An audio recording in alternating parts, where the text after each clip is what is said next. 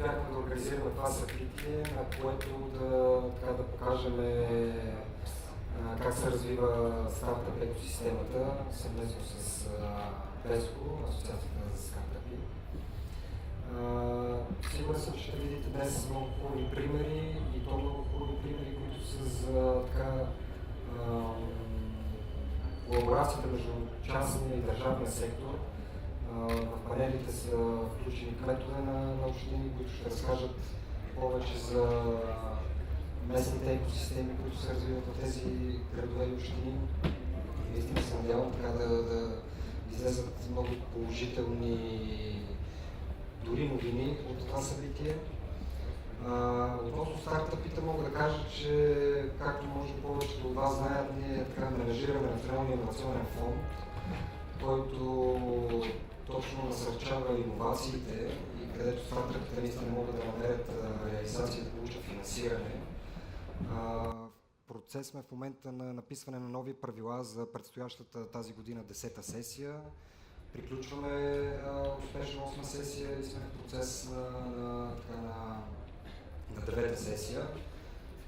Все малко думи да кажа за предходната сесия, която приключи. Общо 24 проекта бяха допуснати за финансиране за сумата около 5 милиона лева, което е и целият бюджет на Националния инновационен фонд. Тази година отново бюджета ни е 5 милиона лева. До няколко месеца ще стартираме така процедурата, ще може да се кандидатства и се надявам така на голям интерес и отново наистина на много така добри и ползотворни идеи, които да финансираме. Пожелавам успех на всички и така искам да благодаря на Беско, с които така имаме, бих казал, доста добър контакт и надявам се да работим и съвместно за напред заедно. Благодаря ви и успех!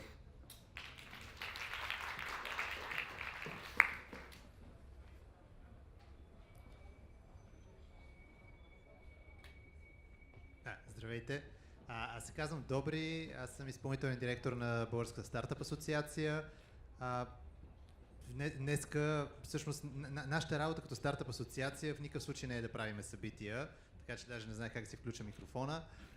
И много се надяваме днес всичко да мине наред. Всъщност историята за днешния ден е, че от агенцията Малки и средни предприятия и Пламен Русев ни попитаха за нещо, с което да помогнем в Webit да се допълни като съдържание, като неща, които могат да бъдат полезни.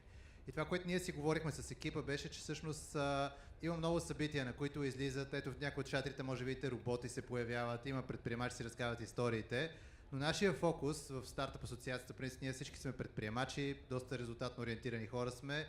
Създавахме преди година и половина с идеята да е мост между предприемачите и държавата и да се бориме за това страната ни всъщност да се променя и за целия регион да се променят неща, касаещи законите, неща, касаещи изобщо средата за правене на бизнес. И събитието се казва за Балкан, ориентирано е към Балканите, с идеята, че в първия панел ще видите хора, всъщност говорейки за целия регион, защото на нас логиката ни е, че България много неща трябва да промениме, но на нас единственият начин тия неща да се случат е да растем заедно като регион.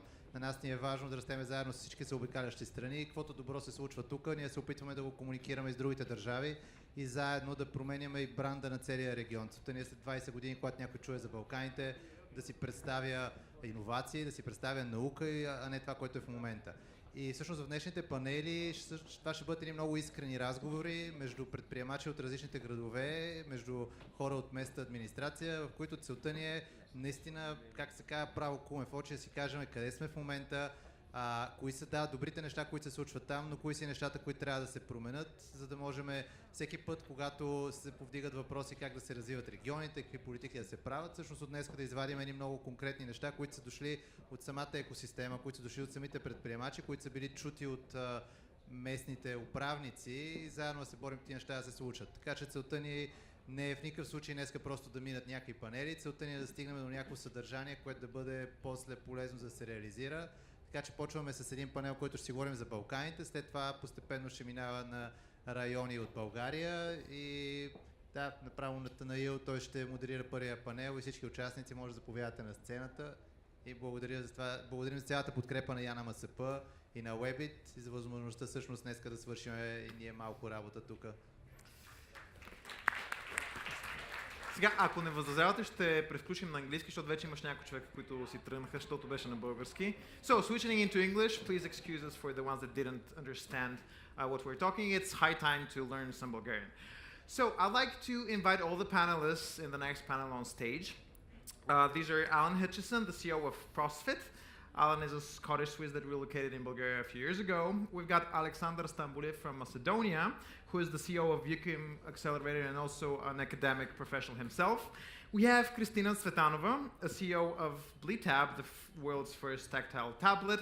And finally, we have got Ivan Vasiliev, who's part of the team of Obecto and of BESCO, the Bulgarian Startup Association. So as you see today, we've got four types of people. We've got a foreigner that relocated to Bulgaria. We have a Bulgarian that relocated to the western part of the Europe. We have a neighbor from Macedonia, and we're not going into geopolitics on what's the name of the country and whether this is a separate country or not. And finally, we have a Bulgarian who is based here. So as Dobry said, the idea of today's panel is to be very non-formal and to see how we could collaborate. So in the first part, each presenter will share between 3 and 5 minutes about their background, and then we have a few opportunities. First is, I have a prepared list of questions that I could ask, or you could ask your questions yourself, because we all go to meetings and we know that people are talking and participants don't participate actively, so our goal is to see who's here and to be able to open the floor for some real networking. So now, if you don't mind, Alan, could you tell us a bit more about who you are and why you're in a Balkan country? Thanks for the opportunity. So my name is Alan Hutchison. I'm an engineer by original training, but using a very trendy word today, I've always been an innovator, even though most people wouldn't think so. And I will tell you why I use the word innovation in a moment. I have spent half my career working in large corporates, ranging from Rio Tinto Zinc in mining to Wilkinson Sword in consumer goods to Nokia in telecoms, and the other half of my career in basically strategy and business development consulting. Now, one thing I have learned is that there is a range of what I call, we have making technology out of money, which is invention, going all the way to the other end, which is making money out of technology, which is exploitation. And actually, if you take those two words, invention and exploitation, throw them in the air, they land on the floor, you find the word innovation, because actually innovation is the whole range. It is not just making technology out of money, it's very important to also make money out of technology. And this is something to be recognized also in building the ecosystems. And in fact, one of the keys to success of a business, and I am currently the CEO of a small business that we started in Bulgaria, is understanding exactly where you are on that scale, make technology out of money and make money out of technology. Because the people you need around you have to be appropriate to what it is you're trying to do. There's no point having incubators if you're at the point of industrialization. If there's no industrial companies to help you, you're going to fail. So for me, it's a very interesting topic to understand is how can you help the whole range of innovation, from invention to exploitation. And that's basically over 30 years or more than 30 years of career. I've basically touched on all of those aspects from one end to the other, and probably across about 10 to 12 different industries. So that's basically what I bring. The question, why did we move to Bulgaria? Because I know somebody will probably ask it anyway.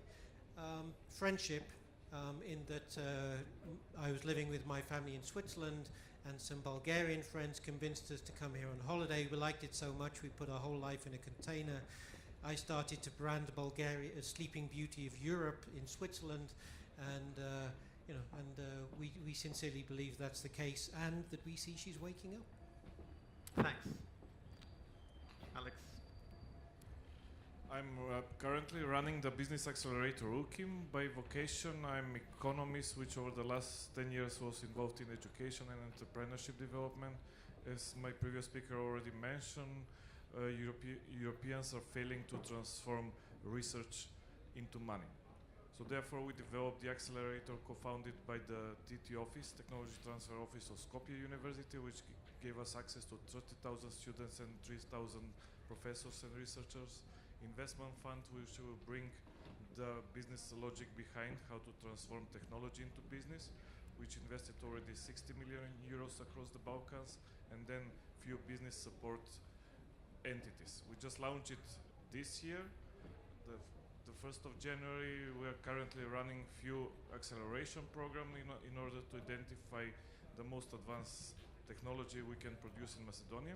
Last week we had the chance to collaborate with 80 MBA students from University of Applied Science in Lucerne, and they came to the conclusion you have the set of skills for tech development, but they were quite keen on keeping the business perspective to our teams, because they were more keen on how they could develop the technology, but not to find product fit, market fit, and then ask the market, do they really want to do something with the product.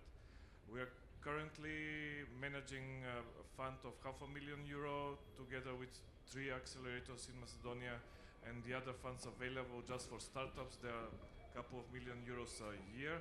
I think Bulgaria is quite far away from the other Western Balkan countries, because over the last decade several dozens of million euros were already invested. So what is our goal is to align with the other ecosystem across the Balkans, both startup-wise and investor-wise, because we should define how we can collaborate better. Thanks. Hello everyone, my name is Kristina Tsvetanova, and I'm Bulgarian, and I'm really happy to be here today because I moved from Bulgaria back in 2013. I'm CEO and co-founder of a startup company. It's called BlightApp, the first tablet for people with sight loss. And actually everything started back in 2012 when I was studying here at the Technical University. I was in my last year master degree, studying industrial engineering, and at that time I was sitting next to a colleague of mine who was blind, person with sight loss. I still remember Peter. And I realized at that time that everything that we have nowadays in terms of technology is not fully accessible for people with sight loss. And this is how the idea to develop a new, completely new device came to me. But at that time, unfortunately, the startup ecosystem in Europe, and especially in the Balkans, especially in Sofia, was not so good developed. And with all of the advantages and disadvantages of Sofia, I moved to the heart of Europe, to Vienna, and started everything from scratch. So within 1 year, after a lot of failures, trials, we developed completely new technology based on smart materials, a lot of developments in clean lab, then we patented technology, and right now we are already in production. Now HQ in Vienna, we are producing thousands of devices and shipping them worldwide. I'm happy to be here at Webit because this is an opportunity to see my family, to see all of you, to answer lots of questions. Because last year I spent in Silicon Valley. I know what's the gap between Europe and United States, what's the opportunities we have here, but also a lot of areas of improvement that we have. And I can honestly say that as Bulgarians, as a female founder right now at this moment, I have a lot of advantages for myself and my company. So I'm really eager to answer any questions that you would like to address. Hello everybody, my name is Ivan, and as Natu said, I'm part of BESCO team. I'm also a co-founder of Comrade Cooperative, which is maybe the first digital cooperative in Bulgaria. In Comrade Cooperative, we are developing 2 projects. The first one is called Autonomy, and the aim of Autonomy is to give the framework to make a working decentralized autonomous organization. And the second one is called Signet, and its goal is to make an ecosystem for decentralized and autonomous training of artificial intelligence agents. But apart from that, I'm also, as a BESCO member, I'm really interested in this panel today and how we on the Balkans can be connected, can be more connected, and and how we can share more. Because I know that here in Bulgaria we are doing really great stuff, but honestly, I don't know a lot about the other Balkan countries. What's going on there? What's their innovation?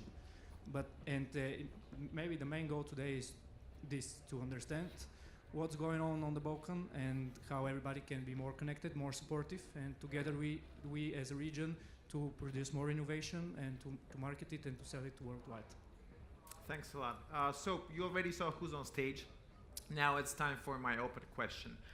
Would you like to start with questions, or do you think, because while we were getting ready, we had a few very interesting conversations which were going on. So probably my suggestion is to have around 15 minutes of questions where our participants ask each other, because probably we could continue some of the topics that were raised backstage, and then we're going to open the floor to you guys to ask your questions. So if you have something, or if you're impatient and want to ask something now, just please raise your hand.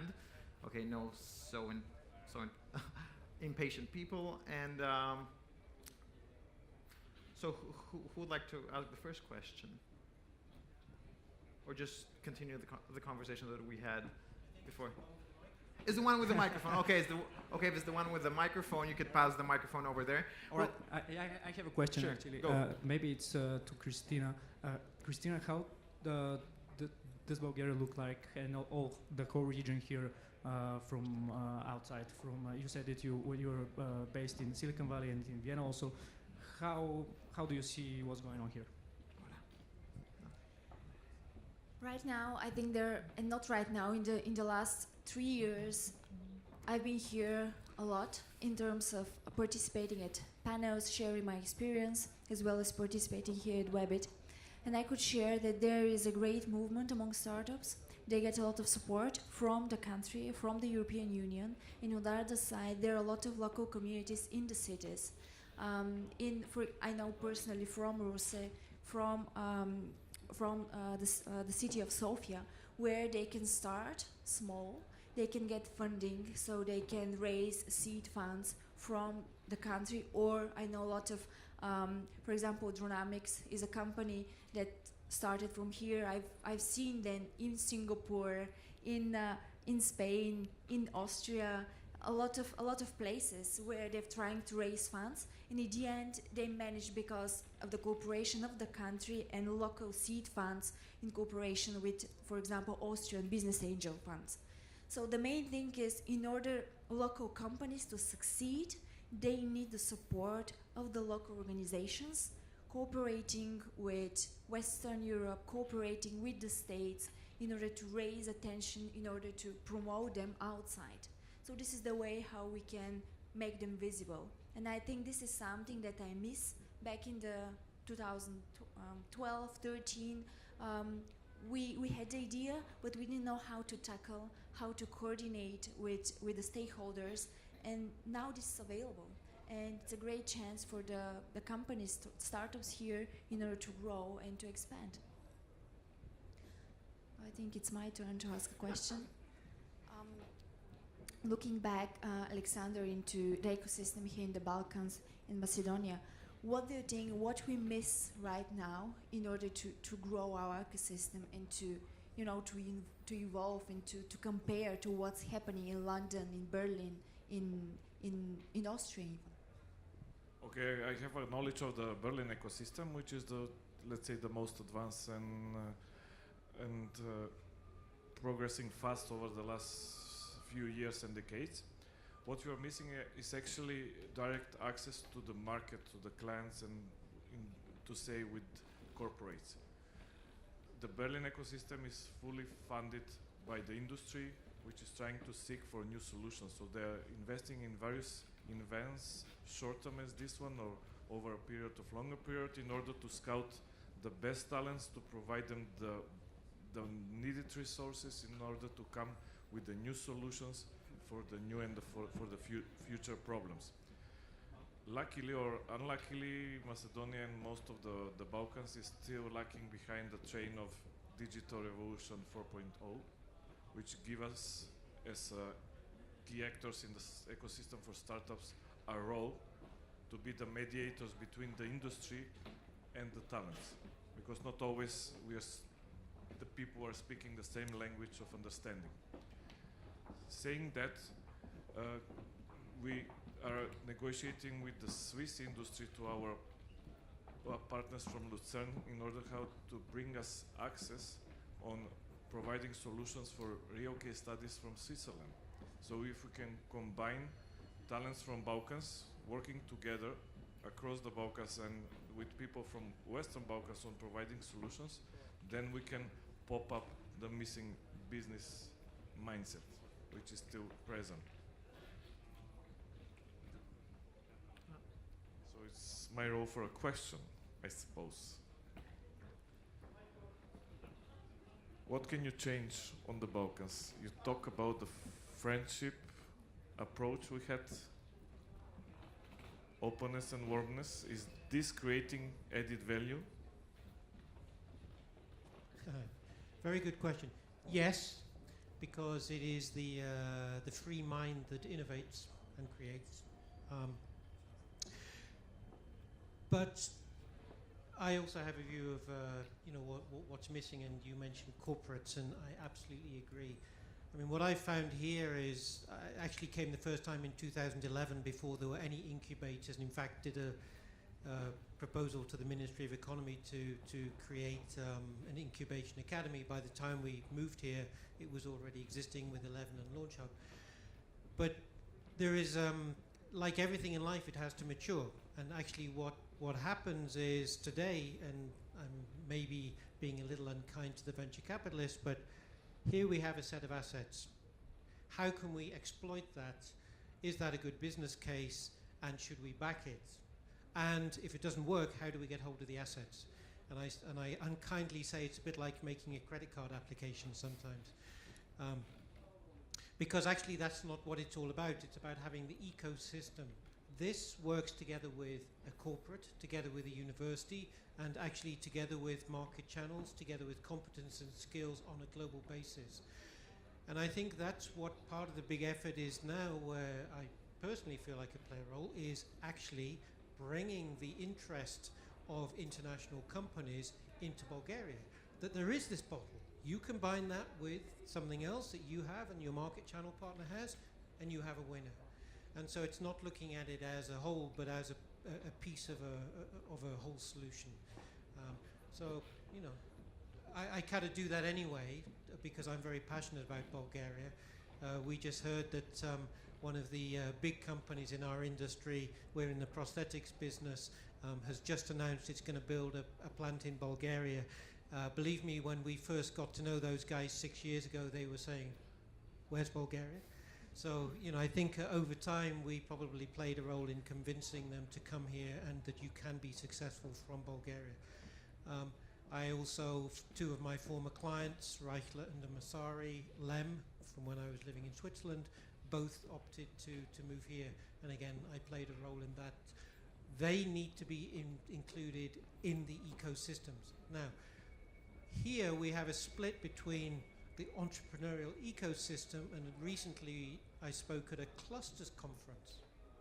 You got to get those two things together. There's a lot of interesting companies in the automotive cluster that can be vehicles, sorry for the pun, to actually commercialize some of the other technologies that are being developed in the so-called entrepreneurial ecosystem.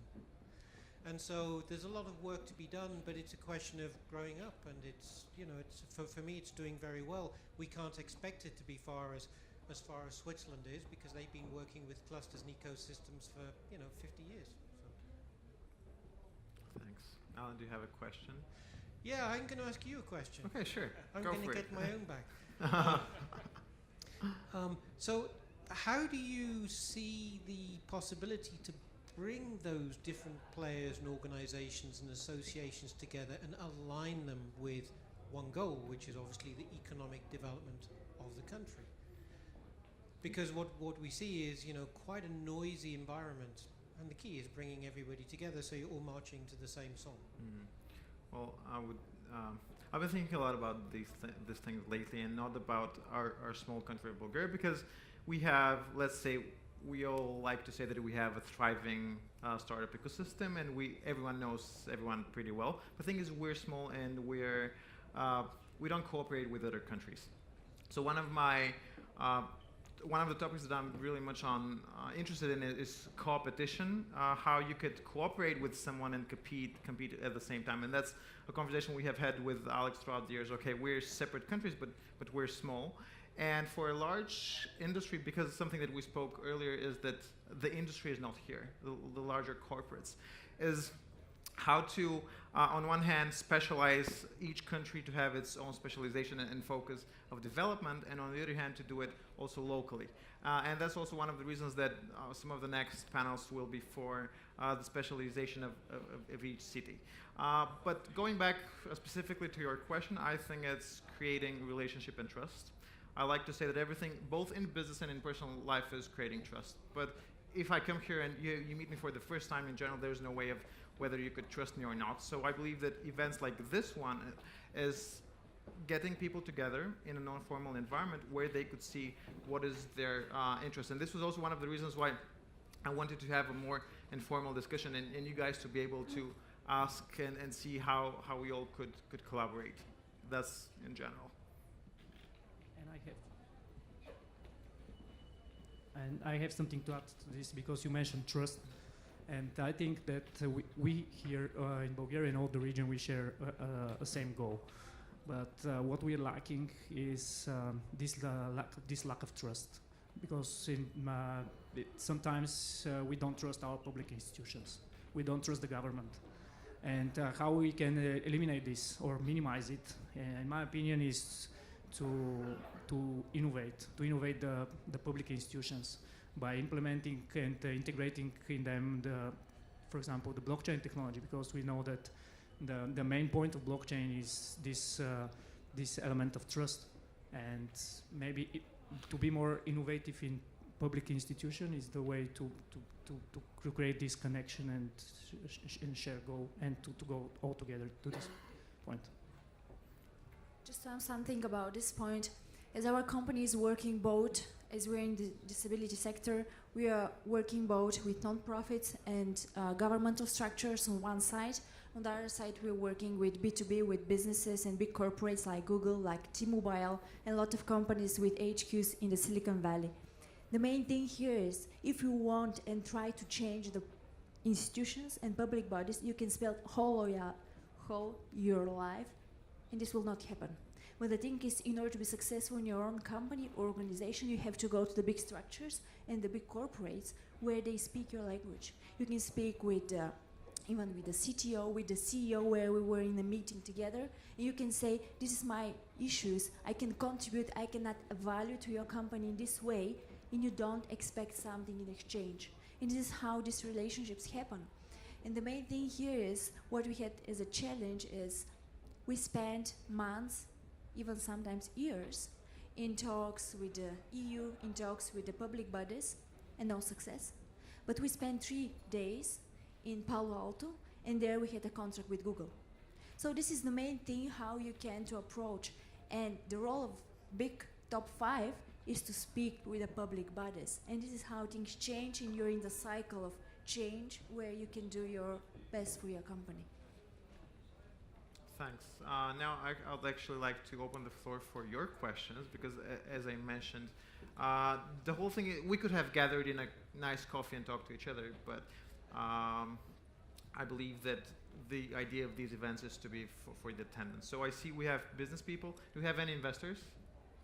Investors here? Okay, we have one investor. Do we have people from the NGO sector? Okay, we have a few. Do we have people that have no idea why they're here? No, okay. Anyhow, no, actually, I would really like to open the floor for your questions, because it's very hard to get some of these guys in your daily life. So, does anyone have a question? Over there, could we have a mic? Oh. I'm Thanks, just wondering, Alex. what are the biggest challenges that you're seeing currently in the ecosystem in Bulgaria and maybe in the Balkans as well? Greatest challenges?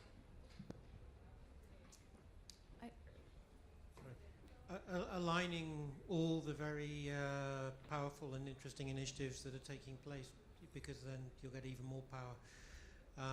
I think there is, and coming back to this theme of the corporates, I think one of the things that would make a big difference is convincing some of the global corporates, be they of the Philips type or mid-level, to actually offshore R&D, but traditional R&D to Bulgaria, because that really would create that nub of traditional technology development, outside of, let's say, IT-driven development. Thanks. Other questions or comments also? By the way, you can also take part in the discussion if there is something valuable you'd like to share. Just to add something to the sure. question, from my perspective as a founder of small company, the main challenge for us, and we see as a challenge if we had incorporated here, is to scale from Bulgaria and Balkans to Western Europe. We had enough capital right now, but we don't have enough in order to scale globally. And a lot of entrepreneurs, successful entrepreneurs said, There is change. you have to, great, you have to think locally but scale globally. Yes, this is easy to be said, but I think you really need enough capital in order to do it. And this is the gap where I see right now, and I hope that we are working towards resolving this gap in terms of capital. Okay, thanks. Do we have other questions here first? Where's the mic? Oh, here it is. Thanks. Hello, my name is Slavi. I'm CTO of a startup company. I'd like to ask you, for example, if we compare the French ecosystem or Benelux, I mean, everyone is hyper local. They strive, they boost their startups. Do you think there's some kind of initiative, or maybe you can give us an example between all of the Balkans? Let's say we have an open market between the countries, or if we create a startup in Bulgaria, we can easily transfer all of the know-how and get the Macedonian market, but not like the EU market in general. Maybe some of the examples. And also, okay, the funding is there, let's say, but when we have to go to the market, so how we can get also to get to the European markets and things like that? I mean, not only relying on EU funding, on VC capital, so the real market.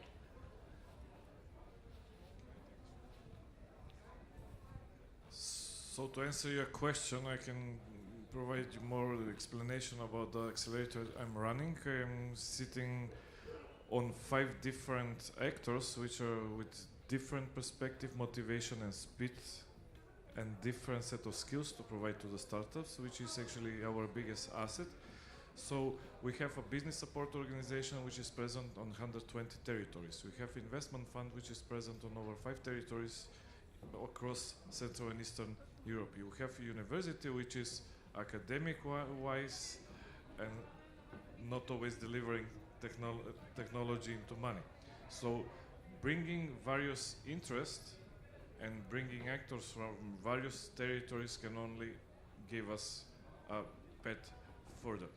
There was a huge initiative which lasted till a couple of years ago. It was called Balkan Venture Forum, which was mobilizing investors and startups across the Balkans in order to share their achievements and to provide them better access to investors.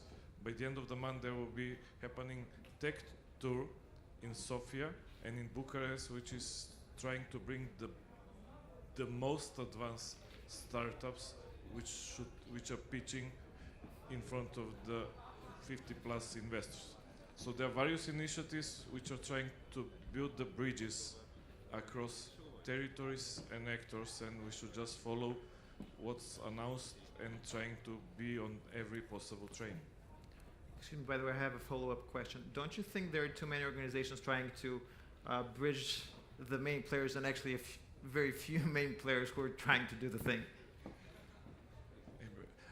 Because it's donor-driven, European or other donor money, there are always new ideas coming on the scene. If it's corporate-driven, they're going to make a deep research and they'll choose to align with the other interests.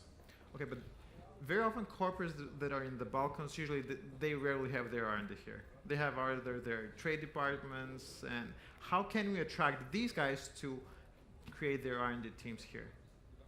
You're sitting in Sofia Tech Park. You have a huge space, the most advanced laboratories.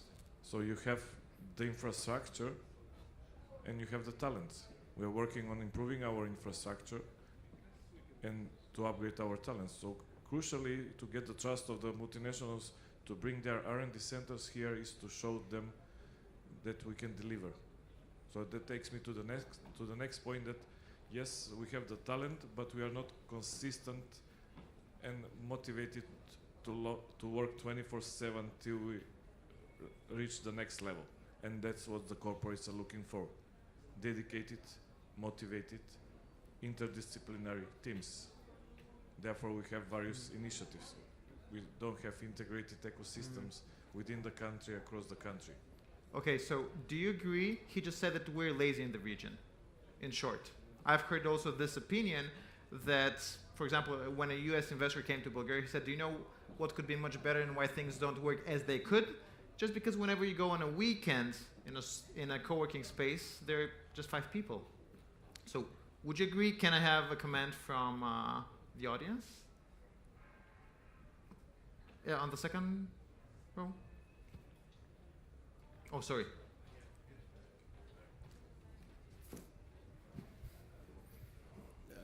Yeah, hi, Ned from the Bulgarian Startup Association.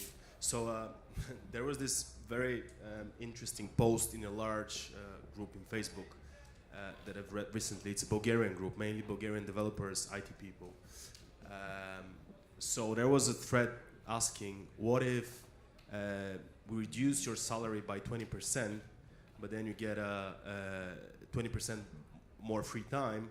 Would you prefer that, or get an increase of your salary and get and indulge yourself more into working? So there was a massive, like over 200 comments, and I did a little screening, like an initial screening over the post, and I would say that 95% of people here in Bulgaria would prefer to reduce their salaries and work less. So it turns out, because we had this funny conversation between me and 2 other non-Bulgarians, and we were discussing the post, and both those non-Bulgarians, they were both people from the West, they were actually surprised, and didn't make any sense to them. How would you're young, you're ambitious, so why would you want to have more free time instead of, realize yourself as a professional? So I think that partly answers your question in a statistical manner. I have something to add also. I think that things are changing right now, and I think that actually the investors are one of the people that can change this.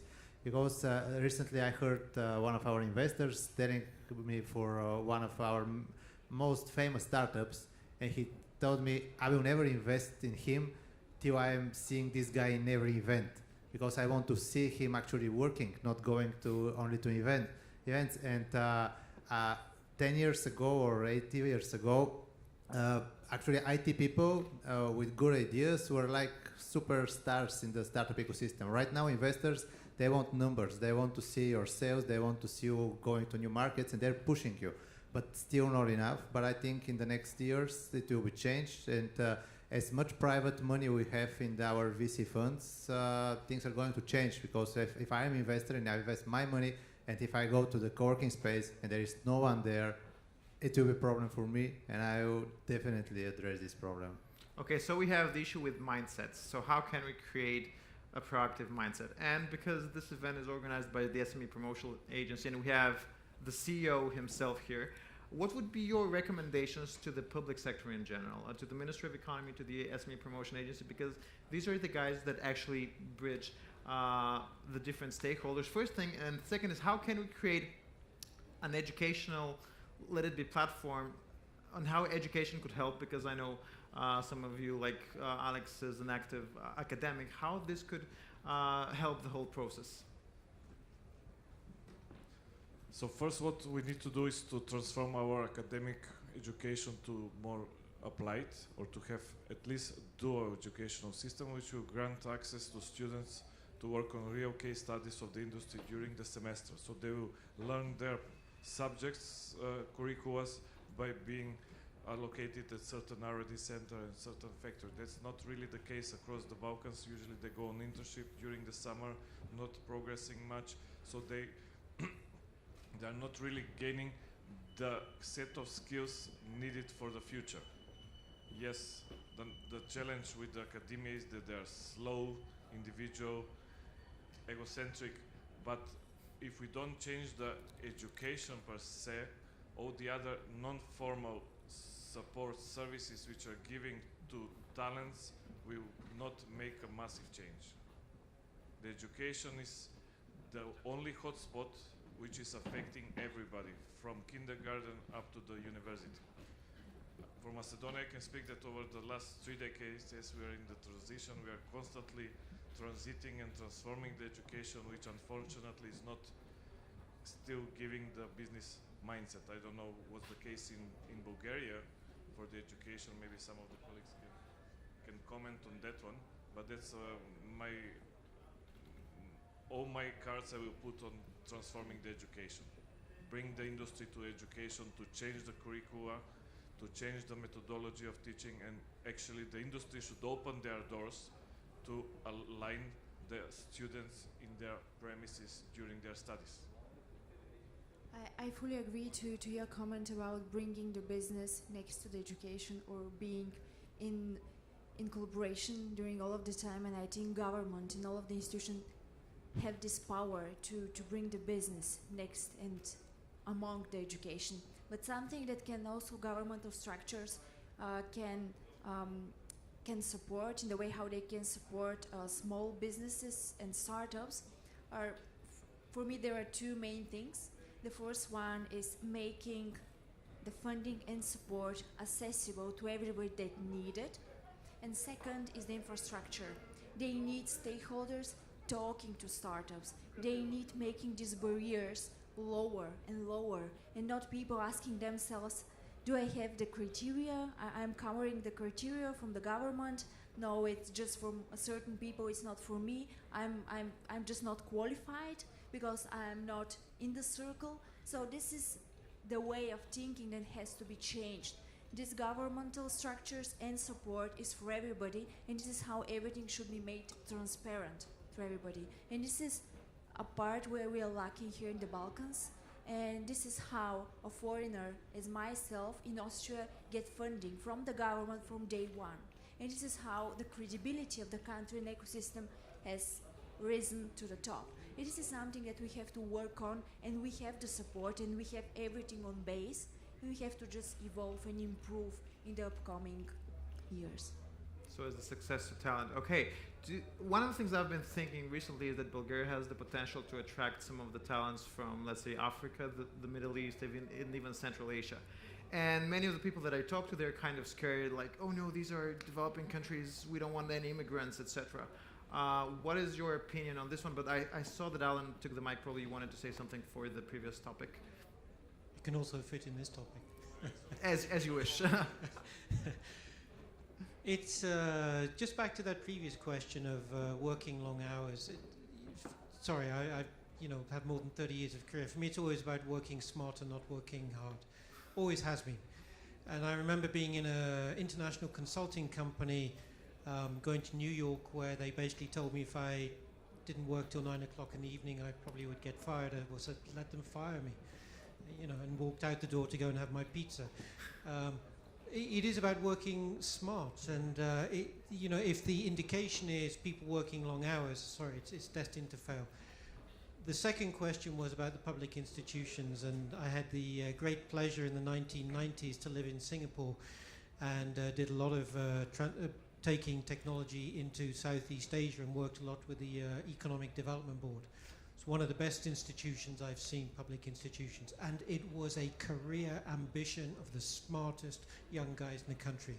They came in on the second floor, and luckily I collected their names at that point, because now a lot of them are on the 15th floor, so when I go back to Singapore, I know who to call. And it is really an ambition, and I have to say, Nato, that I see the inklings of the same thing happening here. Smart young guys such as yourself getting into what you're doing. We first actually physically met at the Ministry of Economy, and and I think it's more of that. Make it something that people strive to.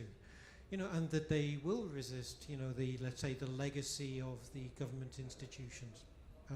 But about the question, the last one about those from other countries, yeah, that's exactly what Singapore did. At a certain point, I remember in the 90s, they went around the world and they looked for ethnic Chinese in South Africa, in Latin America, to bring them to Singapore because they didn't have enough smart people. And I think the issue is, yes, Bulgaria should bring in smart people and, really put around them the systems that they can be successful. Because they will have the international contacts that we're saying that don't exist here. So it's a long journey, but yeah, there's a lot to be done, but I think we can get there. And regarding the migrants in BESCO, we are working on implementing the startup visa. And the aim of the startup visa is exactly this, to attract the talent from countries outside the European Union to come here in Bulgaria to start their companies, because we have a lot of funding and Bulgaria is a great place to start a company, actually. And we have the vision for Bulgaria to become the European Startup Incubator. That's our 10-second pitch. Any more questions? We've got around 8 minutes more until the end of the panel. And I'd really, once again, like to open the floor to some of you to have your questions. Any questions from the audience?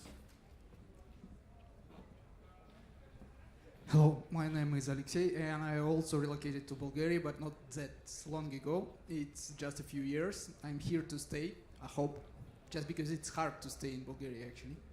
So please do these startup visas, just because it's a complicated process. Anyway, I'm not from Europe, right? So you can guess, but I'm Russian. It happened. Okay, so the question is, do you think, the question is for Ivan, I guess, from the panelists, is about how do you evaluate how many of your startups you have in your list or whatsoever doing business for Bulgaria itself? And how many is aimed to win some European world market or whatsoever?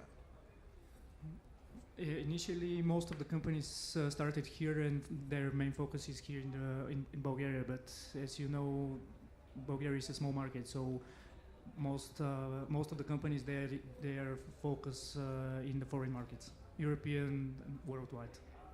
Well, but probably this is a problem when we compare, for example, Silicon Valley. Do you think that Facebook, Apple ever created to conquer European market? I don't know. I don't think so. They were thinking about local market. Yes, it's a problem. There is a small market, and because of that, I have the question for all panelists. Do you think without high level of local income, you can ever create the startup, I don't know, incubators and be successful? Just because there is no local market at that level to compete with Austria, Germany, UK for sure. Actually, very, very interesting question. And I think back to when I started being involved with, let's say, entrepreneurial ecosystems. Venture capitalists never invested more than 50 miles. I was in the UK away from where they were based. And the dogma was conquer your domestic market first and then go abroad. Right? What's changed? Digital technologies. Is that you now, so for instance, we realized when we started our company, ProsFit here, basically there wasn't a domestic market at this point because our costs, based on the volumes we're doing, were still too high. We had to go and conquer foreign markets and then come back here. We use social media to build our, let's say, international presence. We are working now with the biggest hospital in Singapore, the French Military Rehabilitation Centre, clinics in Australia. We still are not working within Bulgaria. We will do it when we get the cost low enough. So the whole thing has been turned on its head. So this conventional wisdom, conquer your domestic market first, was still in existence when those guys, Facebook, started. It's not necessary today. I'll take a strong position on that. You can conquer international markets without conquering your domestic market. Thank you. And also the other thing that I've been thinking, that if you conquer the international markets, then your product will be good enough to compete on the local market as well. And by the way, this is one of the things that the SME promotion agency is doing. It's helping local companies internationalize. And something just to add, perhaps as a final, right now there is, if you compare the situation now with what's happening 4 or 5 years ago, at that time everybody wanted to go abroad, Western countries, to the US, where the VCs, where the big corporates are. But right now, if you go there, they say, yes, come here, we'll fund you. Just bring 2 or 3 founders and then go back to Bulgaria, go back to Russia, and there build your outsourcing centers, build your company and the value. This is something that's changing. They're changing the whole mindset in the valley, and they appreciate this because you have to spend more than 3,000 for a place to live there, and they know this. So we are going to spend all your VC capital just for living there. And this is the way how things are changing. That's why there are so many digital nomads in Bulgaria. They know how fast our internet is, they know what's the infrastructure, they know they can live there and produce everything for abroad. And this is the thing that we can discuss further, but it's changing. That's why Industry 4.0, AI, all of the things happening in technology help us to work for the whole market, being based in our home country. Thank you for the great comments. By the way, this discussion is being recorded, so we'll be able to take all the recommendations that are given to the relevant stakeholders. Now, because we have to wrap up, one last question. Could you tell us what you wanted to tell us but you were never asked? Each of the panelists, or your final words. What would you like to be remembered with? To be the last one to answer the question. I would like to ask for the government institutions to provide support for female entrepreneurs and ladies in tech, because we know this Bulgaria is #1 in Europe in terms of women in technology. I'm one of them, and I'm proud that we are this region where we can educate and we can further support women. So my big thank you, and of course further support for women in tech, especially entrepreneurs. Come on, ladies in the room and gentlemen, we should admire this. And by the way, one of the things is excuses for the gender imbalance. It was not on purpose, but I think she's doing good enough to have the balance. Now I have a question. Yeah. It comes back to the role of government, and in fact, the role of the Ministry of Foreign Affairs, which is often when you're taking a Bulgarian company somewhere else, to try to get into the requisite value chain in another country is very difficult, but to have a government-to-government introduction can be very powerful.